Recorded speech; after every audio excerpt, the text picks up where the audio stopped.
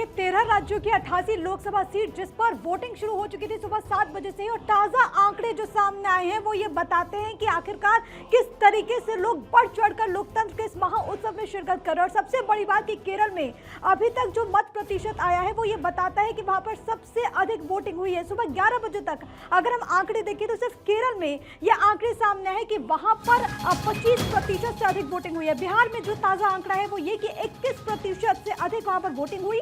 राजस्थान में 26.84% वोटिंग हुई है।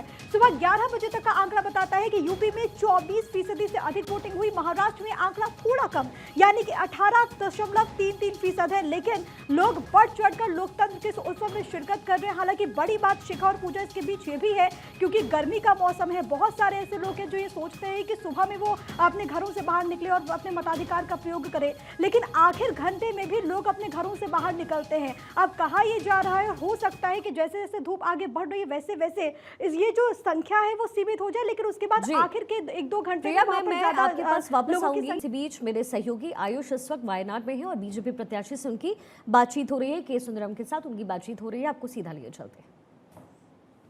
The IND alliance, why they are fighting each other? You see in Wayanad itself, the Ani Raja, Madam Ani Raja, begging to Rahul Gandhi, please Rahul Baba, don't come. We are friends. Why we are fighting each other? Ani Raja's husband is trying to make Rahul Gandhi Prime Minister, Delhi. Here, wife is contesting against Rahul Gandhi. Drama है ना, मौकरी है ना। संपत्ति कर का मुद्दा, मंगलसूत्र का प्रधानमंत्री का बयान या फिर सीए का मुद्दा, ये जमीन पर कितना देखा आपने? CAA Kerala में both Congress party and this left always CAA. Everybody knows, especially Muslim minority knows CAA is not for snatching anybody's citizenship, giving citizenship. So it won't work out now. No, last 2 months they are trying for CAA. They are not saying anything related to development. Congress ये कह रही कि अगर इतने corruption के charges है मुख्यमंत्री के खिलाफ तो उनकी गिरफ्तारी क्यों नहीं हो रही बाकी राज्यों की तरह? दिल्ली में गिरफ्तारी हुआ ना केजरीवाल जी को, क्या राहुल जी ने दिया? उधर बिग बड़ा rally save Kejriwal. I would like to ask Rahul Gandhi, if something happens in Kerala, will you be ready to have a joint rally in Trivandrum? So double standard Rahul Gandhi and Congress party. Congress party's president, DPCC president has written a big letter to Prime Minister. Arrest Kejriwal. But immediately after arrest, what happened? People are not fools, sir. Everybody knows what is the stand on corruption. All the corrupt leaders sitting together now. This is India Alliance. IND Alliance means sitting together all corrupt leaders. Kejriwal. आखिरी सवाल, कितनी सीटें 20 में से और voting percentage जो 13% था वो इस बार कितना रहेगा? डबल डिजिट सीट के लिए मेहनत कर रहा हूँ. आप देखिए, प्रतीक्षा करिए जून 4 में क्या हो रहा है, हम क्या कर सकते हैं इस बार. केरला में कितना बढ़ेगा? हमारा 25 के ज्यादा में. सर बहुत शुक्रिया बातचीत करने के लिए. तो ये थे बीजेपी के प्रदेश अध्यक्ष और वायनाड से बीजेपी के प्रत्याशी. जीत का दावा है, दावे में दम कितना ये 4 जून को दिखेगा. कैमरा पर्सन हारिस मिर्जा के साथ आयुष सूर्यवंशी, वायनाड. तो देखिए के सुंदरन से इस वक्त पूजा बातचीत हो रही थी आयुष की, और बड़ा दिलचस्प है क्योंकि वायनाड के लिए जिस तरीके से राहुल गांधी चुनाव प्रचार कर रहे थे और वायनाड के लिए पहले उन्हें अपने आप को इस बात के लिए मनाना पड़ा कि वायनाड जो है वो सीट उनके लिए सुरक्षित है भी या नहीं है, क्योंकि जिस तरीके से स्मृति ईरानी से वो हारे थे उसके बाद कहीं ना कहीं जो टेंशन का माहौल था वो कांग्रेस के अंदर था जाहिर तौर पर. और देखिए तमाम मेहमान लगातार बने हमारे साथ में, चर्चा की शुरुआत करेंगे. खास पैनल की तरफ आगे बढ़े हमारे साथ उस स्टूडियो के अंदर मेहमान है उनकी तरफ रुख करते हुए सौरभ दुबे जी. हम देख रहे हैं के सुरेंद्र से बातचीत में वो कह रहे हैं कि डबल डिजिट में हम आएंगे, वोट प्रतिशत भी हमारा बढ़ेगा. पिछली बार 80% से ज्यादा वोट शेयर था वायनाड सीट पर ही. इस बार किस तरह की तस्वीर देख रहे हैं? देखिए, जो कांग्रेस के झूठ का झाड़ है वो कभी भी सच के पहाड़ को दबा नहीं सकता. जिस प्रकार से लगातार ईवीएम पे विलाप कर रहे थे, अभी सुप्रीम कोर्ट का देखिए निर्णय आया. उन्होंने साफ साफ स्पष्ट रूप से कहा कि ईवीएम बिल्कुल सही है. आप तय कर लीजिए कि अगर आपको ईवीएम पे आरोप लगाना है तो आप कर्नाटक छोड़ दीजिए, हिमाचल छोड़ दीजिए, कुछ त्याग करिए, फिर आरोप लगाने की बात करिए. दूसरी बात देखिए, इनके एक बड़े नेता है, मैं पहले ही कहा था मैंने कि जब कांग्रेस सत्ता में होती है तो 8 विकेट होती है और जब विपक्ष में होती है तो 9 बॉल फेंकती है. 9 बॉल फेंकी सैम पित्रोदा जी ने, पहले 2019 में फेंकी थी, जो हुआ सो हुआ, अब दोबारा से फेंक दी है. मतलब ये जो हमारे मित्र बैठे हुए हैं कांग्रेस के विपक्ष के लोग, मैं इनसे पूछना चाहता हूं, ये जो विरासत टैक्स ला रहे हैं जिसको आप समर्थन कर रहे हैं कांग्रेस पार्टी को, वो क्या कह रही है पता है? अगर आपने ईमानदारी से कोई पैसा कमाया है और 50 साल की उम्र में जाने के बाद जब आप बूढ़े हो जाएंगे, अपना मकान खरीदेंगे, अपनी संपत्ति इकट्ठा करेंगे, आपके पास वापस लौटे शिखा। जी बिल्कुल, रमन सिंह इस समय बोल रहे हैं छत्तीसगढ़ के पूर्व सीएम, आपको सुनवा देते हैं। चाहे महासमुंद हो, चाहे राजनांदगांव के कुछ क्षेत्र हो, मोहला मानपुर से लगा हुआ कांकेर का क्षेत्र हो, इसमें है। मगर अभी तक के समाचार हैं कि लोग उत्साह के साथ मतदान के लिए आ रहे हैं, बड़ी संख्या में आ रहे हैं, और ये संकेत शुभ संकेत है। निश्चित रूप से भारतीय जनता पार्टी राजनांदगांव लोकसभा से अच्छे बहुमत के साथ संतोष पांडे जी जीत रहे हैं। सर आखिरी सवाल, विजय शर्मा जी कह रहे हैं कि नक्सल मामले में भूपेश बघेल सरकार ने ब्लंडर किया है। सरकार और सरकार की असफलता रही है 5 साल में कि नक्सलवाद आगे बढ़ा है, और आज फिर से सरकार बदलने के बाद 3 महीने में नक्सल के खिलाफ केंद्र सरकार और राज्य सरकार की संयुक्त कार्रवाई हो रही है, उसका नतीजा भी सामने आ रहा है। तो देखिए, रमन सिंह को आप सुन रहे थे, और मतदान में अपनी भागीदारी निभाइए, ये उन्होंने आह्वान किया। सौरभ दुबे जी, आप अपनी बात को पूरी कीजिए, क्योंकि देखिए बड़ा दिलचस्प हो रहा है चुनाव, और कम से कम इस फेज का तो हो रहा है। अपनी बात पूरी कीजिए। देखिए, मैं वही कह रहा था, जो आप 50 साल के बाद, 60 साल के बाद जो है, जो आप संपत्ति इकट्ठा करते हैं, कांग्रेस कहती है अगर हम सत्ता में आए तो उसका आधा आपको हमें देना पड़ेगा, विरासत टैक्स के रूप में 55% जो है अपनी संपत्ति का हमें देना पड़ेगा। तो ये जो हमारे मित्र बैठे हुए हैं यहाँ पर, कांग्रेस के प्रवक्ता, विपक्ष, समाजवादी पार्टी के प्रवक्ता, अन्य पार्टियों के, तो क्या आप लोग भाई जो अपनी मेहनत की कमाई है, गाड़ी कमाई है, उसका 55% सरकार को दे देंगे? यहाँ देखिए, संजय राणा बैठे हैं, सर्वेश पाठक बैठे हैं, मैं बैठा हूँ, अनुजा जी बैठी है, हम लोग तो नहीं देंगे, क्योंकि हम तो इस विरासत टैक्स को ला ही नहीं रहे, ना कांग्रेस को ला रहे हैं, ना सरकार को ला रहे हैं। तो अगर आप ऐसी सोच को ला रहे हैं तो ये भी ध्यान रखिए, जो आपके पूर्वजों ने कमाया है उसकी आधी संपत्ति चाहे आप कैश दीजिए उनको, चाहे अपना घर बेच करके दीजिए, लेकिन ये तो चुनावी मुद्दा था ना सौरभ जी, क्योंकि देखिए क्या है कि अब कांग्रेस तो सैम पित्रोदा के इस बयान से किनारा कर रही है। सर्वेश जी वो कह रही है हमारा तो कोई लेना देना ही नहीं है, और इनफैक्ट उन्होंने तो ये कहा कि कांग्रेस ने ही उस टैक्स को खत्म किया है। तो चुनावी मुद्दा क्यों बनाया जा रहा है सर्वेश जी? देखिए शिखा जी, चुनावी मुद्दा क्यों बनाया जा रहा है, आप देखिए, जब जब ऐसी बातें हुई जो इन्होंने कहा अभी कि जो 2019 में हुआ था, जो हुआ सो हुआ, उस समय भी कांग्रेस ने किनारा कर लिया। कांग्रेस पार्टी के सैम पित्रोदा कौन है? वो विदेश जो मामलों है उसके अध्यक्ष हैं। उसके बावजूद आप इतने बड़े बड़े नेता जो आपकी पार्टी के सर्वे सरवा रहे हैं, और वो कोई बयान देता है और पूरे होशो हवास में बयान देता है, फिर आप कहते हैं कि नहीं ये उनका निजी बयान है। अधीर रंजन चौधरी जी माननीय राष्ट्रपति जी के बारे में बोल देता है राष्ट्रपत्नी, कहते हैं उनको हिंदी नहीं आती। ये किस तरीके की बात है भाई? आप अपने नेता को या तो ट्यूटोरियल दो, जैसे राहुल गांधी जी को इतनी ट्यूशन दी जाती है, फिर भी वो अल्लबल। अभी देख लीजिए राहुल गांधी जी की भाषा कैसी है। मान लीजिए प्रधानमंत्री से आपको नफरत है, आप वो दूसरे पार्टी के हैं, लेकिन आपके एज में उनके एज में एक फर्क है। जिस तरीके की भाषा का प्रयोग उन्होंने प्रधानमंत्री जी के लिए किया, इससे पहले भी बोला था कि देश का युवा उन्हें डंडे मारेगा, आपको याद है? फिर प्रधानमंत्री जी ने उसी चीज को ले लिया कि मैं सूर्य नमस्कार करता हूं, अपने कंधे पीठ मजबूत कर रहा हूं, जो डंडे पड़ेंगे वो मैं सह लूंगा।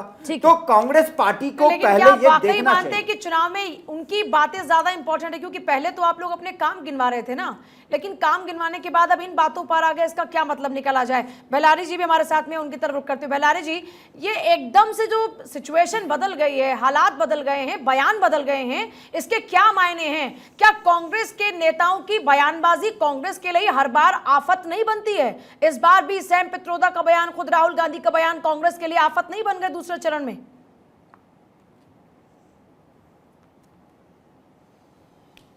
नहीं, मुझे लगता है, देखिए ऐसे लोग बयान देते रहते हैं तो बड़े नेता होते हैं। अभी इन्हीं के ही पार्टी के अनंत कुमार हेगड़े क्या कहते थे, 6 बार के साथ उनका टिकट इनको काटना पड़ा। वो तो भाषण दे रहे हैं कि 400 पार कीजिए कि संविधान बदलना है, तो क्या वो पार्टी की लाइन थी? ये बताएं, पार्टी की लाइन नहीं होती है। तो कांग्रेस ने तो उसे किनारा कर दिया है। तो जब कांग्रेस ने किनारा कर दिया तब उसमें अब क्या बहस की बात है? और इसलिए ये खींच करके लाना चाहते हैं। सरिया की बात हो रही है, अरे सरिया की बात हो रही है, कौन कहता है कि सरिया से चलेगी सरकार, या सरिया कांग्रेस लाना चाहती है? मैंने भी मैनिफेस्टो पढ़ा है, कांग्रेस की मैनिफेस्टो को मैंने बहुत ध्यान से पढ़ा है। इस तरह की कोई बात नहीं है, लेकिन चुनाव में लोग बोलते रहते हैं, इस तरह की बातें बोलते रहते हैं ताकि जनता को कुछ गुमराह ये लीग के अध्यक्ष कहते हैं कि देवताओं के देवता है प्रधानमंत्री नरेंद्र मोदी जी। चंपत जी कहते हैं जो कि ये विष्णु के अवतार हैं। तो ये क्या सब है? इस तरह के बयान आते रहते हैं। नहीं, देखिए, इस लेकिन बयान को कन्हैया जी, मुझे लगता सरिया है कानून कि खत्म करेंगे आप सत्ता में आएंगे तो? सरिया कानून खत्म करेंगे कि नहीं करेंगे, ये तो बता विपक्षी दीजिए। पार्टियां हैं वो कह रही हैं कि सीए हम लागू नहीं होने देंगे। इसी पर ये जो शरिया का जिक्र अभी गृह मंत्री अमित शाह ने किया, उन्होंने शरिया कानून का जिक्र इसलिए तो वहां किया है क्योंकि ममता बनर्जी कह रही है पूरे वेस्ट बंगाल में कि ये कानून लागू नहीं होगा। लगभग इंडी गठबंधन के जितने सहयोगी दल हैं वो ये बात जनता के सामने परोस रहे हैं। सब पूछ रही हैं जी मुझसे जी, आप नहीं, देखिए अभी एक विश्लेषक बोल रहे थे कि बाबा साहब भीमराव अंबेडकर की संविधान को कोई बदल नहीं सकता है। अरे अभी तो 2019 चुनाव के पहले इन्होंने अपर कास्ट आज देशभक्ति के साथ हमें सब मुद्दों को लेकर के विकास का मुद्दा ही हमारी प्राथमिकता है और राष्ट्रभक्ति, राष्ट्रवाद, इसी को लेकर के बचपन से बाल स्वयं सेवक, फिर विद्यार्थी परिषद का पूर्णकालिक 15 साल तक कार्यकर्ता, फिर लगातार छात्र संघ के अध्यक्ष पटना विश्वविद्यालय के, और लगातार 7 बार चुनाव लड़ते रहा, जीतते रहा, कभी पराजय का मुख देखने का मौका नहीं मिला। भगवान की ये बड़ी कृपा है। और मैं आज 100 परिवार यहाँ मतदान देने आया हूँ। कुछ आधे परिवार हमारे अभी रास्ते में हैं, वो पटना से चल चुके हैं, वो लोग भी जल्दी पहुँच जाएंगे तो मतदान करेंगे। तो भारी मतदान हो, ये आप सबसे अपील है। ठीक है, इस बार की क्या स्थिति है? क्या स्थिति है भाई? अब की बार 400 पार, फिर एक बार मोदी सरकार। ये तमाम जो महाठगबंधन के लोग हैं, इनके मुंह काले हो जाएंगे और पूरी तरह से दिवालियापन में है। ये कांग्रेस देश को बेचना चाहती है। अश्विनी जी इधर ये नहीं सिंगल एक मिनट भैया सिंगल कर ले एक साथ। नहीं, सिंगल नहीं करूंगा। सिंगल नहीं करेंगे। एक शब्द आप यहाँ वोट करने आए हैं, क्या माहौल लग रहा है आपको देश भर में और कैसा कहना चाहेंगे? बस देश का माहौल बहुत अच्छा है और देश में नरेंद्र मोदी जी के नेतृत्व में जो सरकार चल रही है, मैं उस सरकार का मंत्री हूँ। मुझे सौभाग्य मिला कि 10 साल तक उनके साथ सेवा किया हूँ और एक प्रधान सेवक के साथ एक सेवक ये कह रहा है कि देश आगे बढ़ रहा है, हमें देश को आगे बढ़ाना है, एक विकसित भारत बनाना है। तो इस संकल्प को लेकर के देशवासी अगर आगे बढ़ेंगे तो निश्चित रूप से देश का भला होगा। और जितने भी लोग देख रहे हैं, ये रामो बामो सामो दामो, 7 बहिन चंपा, जागो रे जागो। हा? अरे देश जगो, व्यक्ति नहीं, पार्टी नहीं, देश को जगाना है। पहले देश, फिर पार्टी, तब व्यक्ति, लेकिन उनके लिए पहले व्यक्ति, फिर पार्टी, फिर देश। ये कांग्रेस के लोगों ने देश का तहस नहस किया है आज़ादी के बाद से लेकर आज तक। और उनके चेले चट्टे बट्टे जितने लोग हैं, ऊपर पप्पू, नीचे गप्पू, बगल में सप्पू और यहाँ ढप्पू। ये पप्पू गप्पू सप्पू ढप्पू के चक्कर में मत पड़ना, भारत को सिद्ध बना। तो देखिए, अश्विनी चौबे को आप सुन रहे थे, जमकर कांग्रेस पर हमला बोला, इंडी गठबंधन पर हमला बोला और गुलाब सिंह कटारिया भी इस वक्त पहुंचे। तस्वीरें आपको दिखा रहे। देखिए, लगातार आप देख रहे हैं कि वीआईपी लोगों के पोलिंग बूथ पर पहुंचने का सिलसिला लगातार जारी है। लोगों को सभी लोग अपील कर रहे हैं कि अपने घरों से बाहर निकले और वोट कास्ट जरूर करें। भारत 24 भी लगातार आमजन से अपील कर रहा है कि अपना वोट कास्ट जरूर करें, पहले करें मतदान, उसके बाद जलपान। और देखिए, आपका एक वोट बहुत ज़रूरी है। आपके एक वोट से आपकी सरकार तैयार होगी, आपकी सरकार तय होगी। आप किसको चुनना चाहते हैं, ये अधिकार आपके पास में है। तो आज की इस छुट्टी को छुट्टी समझकर ना मनाएं, बल्कि जिम्मेदारी के तौर पर इसे लें और अपने घरों से बाहर निकलकर वोट कास्ट करने के लिए ज़रूर जाएं। लगातार अलग अलग तस्वीरें आ रही हैं। दूसरे चरण के लिए 88 सीटों पर लगातार मतदान जारी। सुबह 7 बजे से वोटिंग चल रही है। वीवीआईपीज़ के भी पहुंचने का सिलसिला लगातार जारी है। सभी अपनी इस नीली स्याही से रंगी उंगली को दिखाकर जाहिर तौर पर एक संदेश देते हैं कि मैं भारत को मजबूत कर रहा हूं, भारत के संविधान को मजबूत कर रहा हूं, भारत के लोकतंत्र को मजबूत कर रहा हूं। तो आप भी भारत के लोकतंत्र को मजबूत करने के लिए अपने घरों से बाहर निकलिए और वोट कास्ट जरूर करिए। तो सुबह से लगातार बड़ी कवरेज चल रही है। गुलाब चंद कटारिया को आप देख रहे हैं, असम के राज्यपाल जो कि अपना वोट कास्ट करने के लिए पहुंचे हैं, और ये तस्वीरें सीधे वहां से आप देख रहे हैं। लोकतंत्र का ये महापर्व है जिसमें आपके वोट की आहुति की भी आवश्यकता है, तो अपने घरों से बाहर निकलकर वोट कास्ट जरूर करें। और देखिए, इस बार आप लगातार देख रहे हैं कि तमाम पार्टियां पूरे दमखम के साथ में चुनावी मैदान में उतरी हैं। बीजेपी कांग्रेस पर हमलावर है, कांग्रेस बीजेपी पर लगातार हमलावर है, लेकिन इस बीच जनता को अपने मुद्दों को देखते हुए, अपने मुद्दों को चुनते हुए पोलिंग बूथ पर पहुंचना है और अपना वोट कास्ट करना है। बिल्कुल। और देखिए, गेस्ट का बड़ा पैनल इस वक्त हमारे साथ मौजूद है। टीएमसी के प्रवक्ता मानव जायसवाल इस वक्त हमारे साथ हैं। मानव जी, अब टीएमसी की अगर बात कर ली जाए, इस समय आप सहयोगी दल के साथ बढ़ते हुए कैसे खुद को देख रहे हैं? मालदा से प्रधानमंत्री मोदी आज वहाँ से लाइव थे और वहाँ से उनका संबोधन हमने सुना। उन्होंने तमाम मुद्दों को उठाया है जिन मुद्दों को आप छोड़ते जा रहे हैं। तो फिर ये चुनाव में आगे कैसे बढ़ रहे हैं और अकेले कितना ही चल पाएंगे आप? पहले तो आपके माध्यम से पूरे देश को बहुत बहुत शुभकामनाएं। और मैं हर व्यक्ति, जो हर युवा, हर माता, सभी को मैं बोलना चाहता हूं कि आप आए और वोट दें और इस लोकतंत्र के पर्व में अपनी भागीदारी निभाएं। लेकिन जहां तक हमारे प्रधानमंत्री प्रमुख प्रचारक जी की बात है, भाई आज बंगाल में इलेक्शन है तो उनको मालदा आ ही जाना होगा, ताकि दार्जिलिंग में इलेक्शन हो रहा है। रास्ता बताते हैं, ये तो देखने वाली बात है, लेकिन कम से कम उन्होंने उसको नजरअंदाज नहीं किया। चुनाव आयोग ने तीनों लोगों को लिखा है, पीएम के लिए भी लिखा है, राहुल गांधी, मल्लिकार्जुन खड़गे, सबसे रिस्पॉन्ड मांगा है, क्योंकि सब लोगों ने एक दूसरे के ऊपर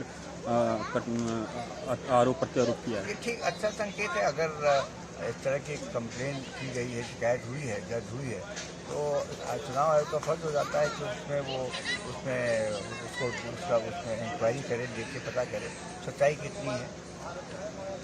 इस बार जो 88 सीटों पे लगभग सेकेंड फेज में चुनाव हो रहा है, पोलिंग शुरू हो गई है। किस तरह देखते हैं, किस तरफ झुकाव है, मुद्दे क्या हैं इस बार जिस पे जनता लग रहा है कि वोट करेगी? देखिए, मुद्दे इस समय सबसे बड़ा मुद्दा है बेरोजगारी, और दूसरा बड़ा मुद्दा है किसानों की समस्याएं। ये दो बड़े मुद्दे हैं। और तीसरा मुद्दा जो अभी निर्मित किया है भारतीय जनता पार्टी ने, वो है संविधान को लेकर। और ये जगह जगह पे एक संदेह मन में सबके जो मतदाता हैं उनके मन में एक संदेह आ रहा है। राजस्थान भी में गया था, और एक ये आ रहा है कि संविधान भारतीय जनता पार्टी बदलेगी। इसीलिए स्पष्टीकरण करना पड़ता प्रधानमंत्री को कि नहीं, ऐसा हम करेंगे नहीं।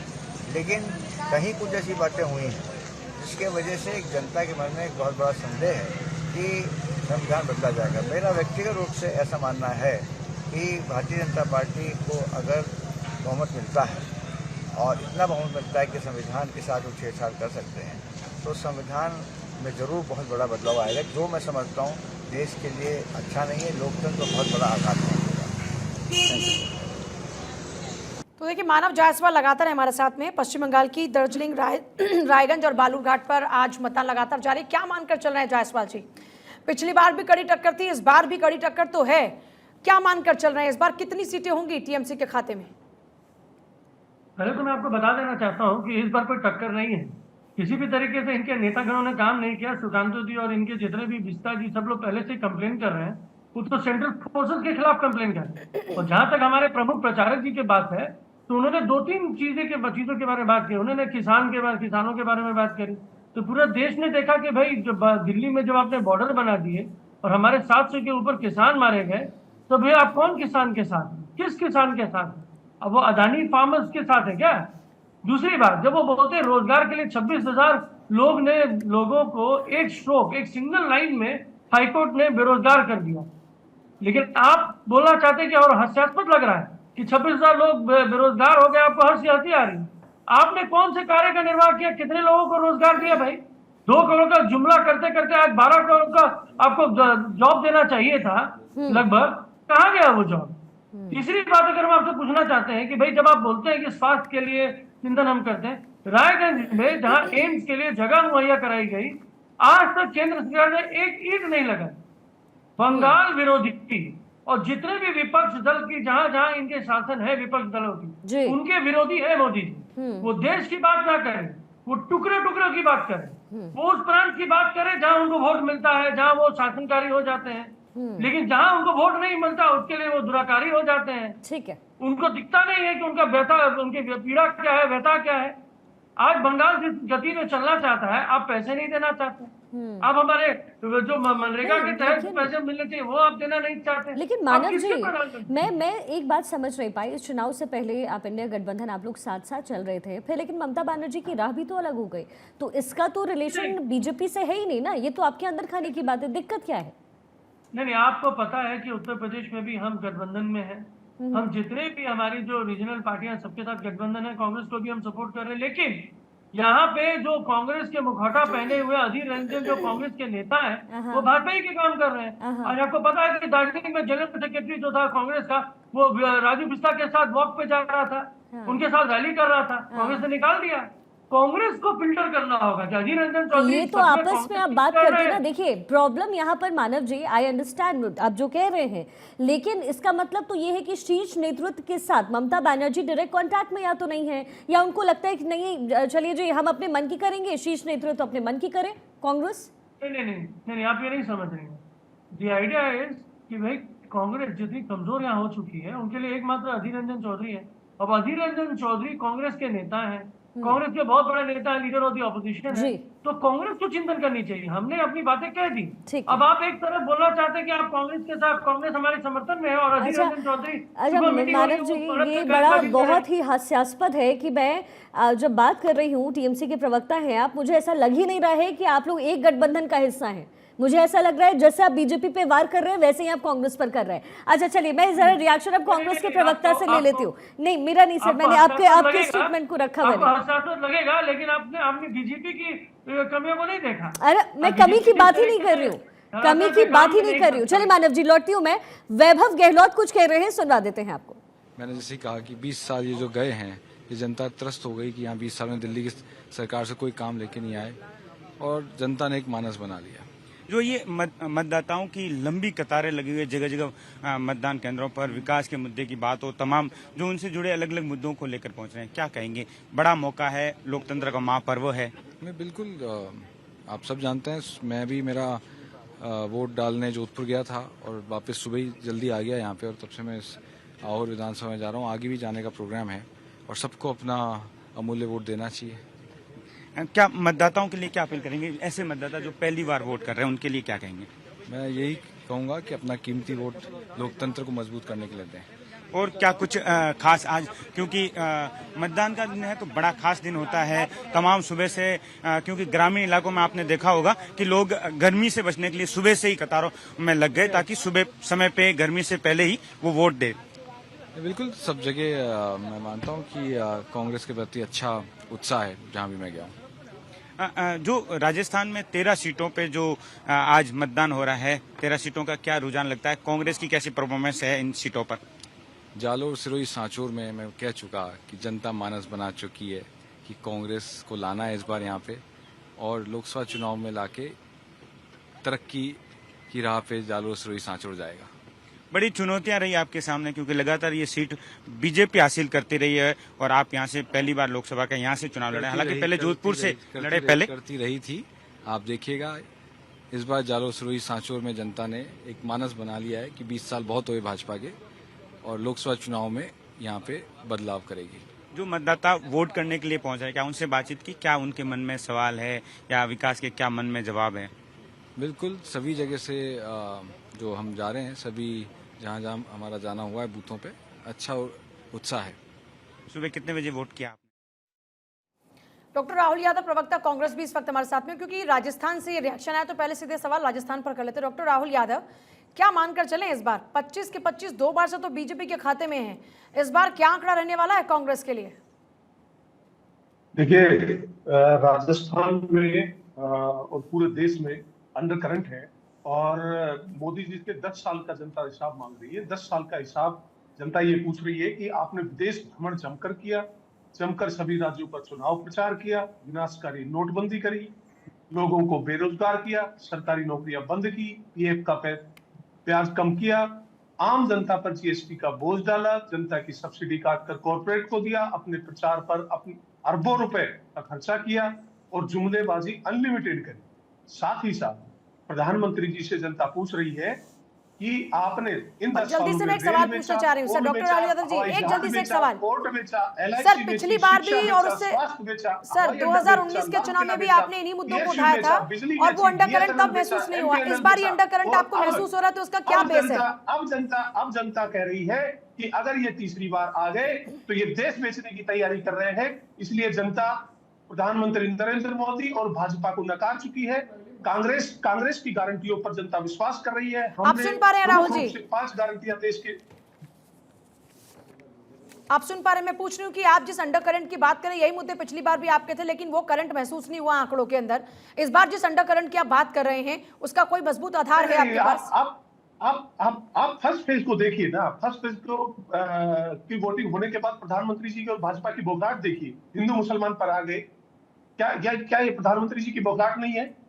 क्यों मत प्रतिशत घटा है? क्यों शहर का वोटर बाहर नहीं निकला? क्या ये भाजपा को दिख नहीं रहा?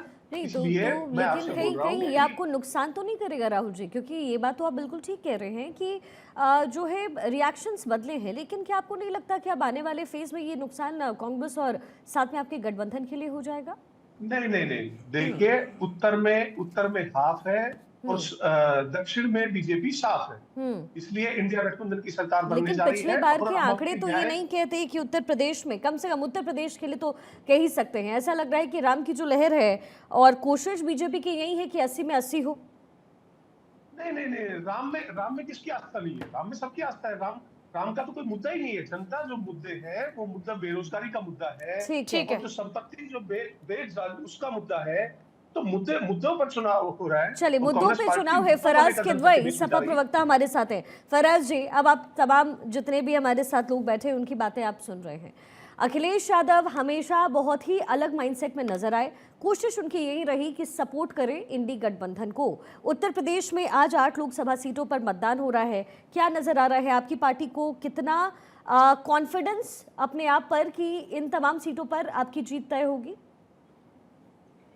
देखिए, बहुत बहुत धन्यवाद। सबसे पहले तो मैं कोई भी बात करता हूं तो मुझे लगता है कि उसके कुछ ना कुछ हिस्टोरिकल फैक्ट्स और कुछ डेटा पॉइंट्स होने चाहिए। देखिए, अगर हम हिंदी बेल्ट की बात करें, और हिंदी बेल्ट में अगर आप देखिएगा कि फेज 1 में जो 36 सीटें थी हिंदी बेल्ट में, उसमें 2014 में भारतीय जनता पार्टी ने 35 सीटें जीती थी। यानी कि मैं ये मानता हूं कि एक तरह की लहर थी, और 2019 में ये सीटें घट करके 29 हो गई। इसका मतलब ये है कि हिंदी बेल्ट में और खासकर उत्तर प्रदेश में भारतीय जनता पार्टी जो है वो ढलान की तरफ है।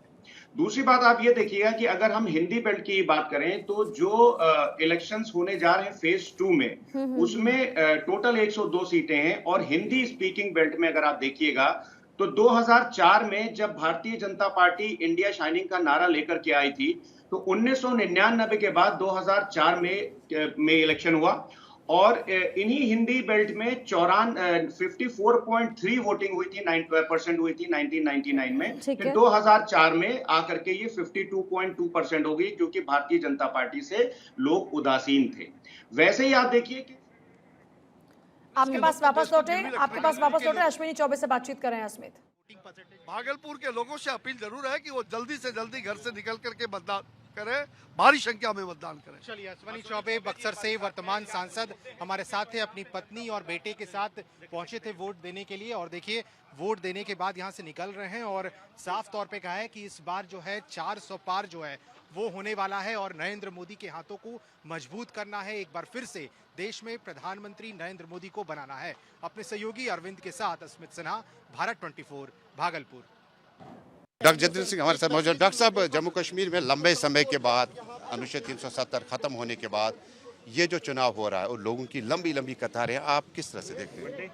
इसका अर्थ ये हुआ कि मोदी जी के आने के बाद लोगों में लोकतांत्रिक परंपराओं के प्रति विश्वसनीयता बढ़ी है। हमने वो भी ज़माना देखा जम्मू कश्मीर में कि 10% वोटर टर्नआउट के बाद MP भी बन जाते थे, MLA भी बन जाते, सरकारें भी बन जाती। आज फिजा खुली है, लोग खुल करके आ रहे हैं, और मोदी जी को ये श्रेय जाता है कि इस देश में, इस प्रदेश में, जम्मू कश्मीर में जो सही माने में ग्रास रूट ज़मीनी लोकतंत्र है, उसकी स्थापना मोदी जी के द्वारा की है। यहाँ तो पहले जिला परिषदें गठित नहीं थी, यहाँ पंचायतों को 73 और 74 संशोधन का लाभ नहीं प्राप्त हो रहा था।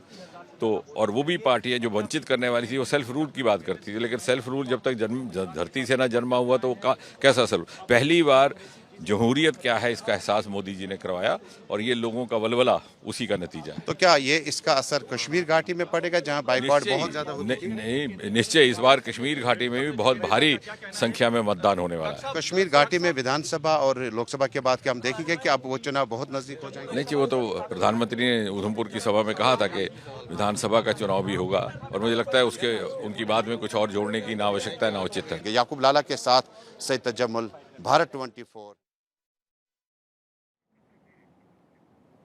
और देखिए जयंत चौधरी भी अपना वोट कास्ट करने के लिए पहुंचे हैं। तस्वीरें इस वक्त आप देख रहे हैं और ये देखिए तस्वीरें, जयंत चौधरी इस बार एनडीए अलायंस का हिस्सा हैं। पिछली बार महागठबंधन का हिस्सा थे, 2019 के चुनाव में महागठबंधन का हिस्सा थे, लेकिन 2024 के चुनाव में वो एनडीए के साथ हैं और अपना वोट कास्ट करने के लिए पहुंचे हैं।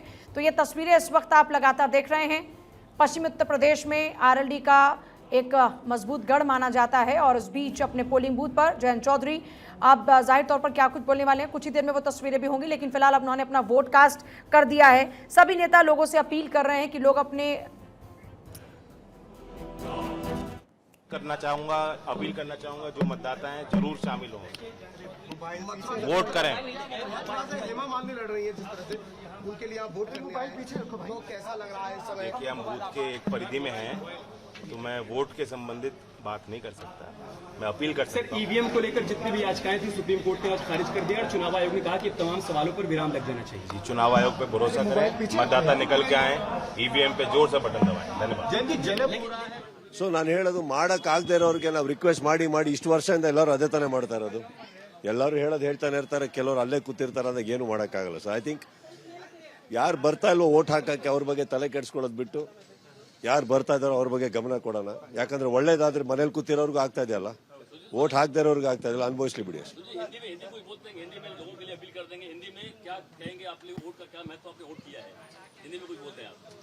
सर जो वोट नहीं कर रहे हैं उसके लिए मेरे पास कुछ मैसेज नहीं है सर.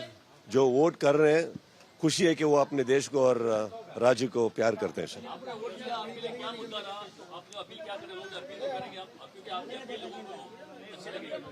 सर भलाई हो सर, बस. Thank you so much.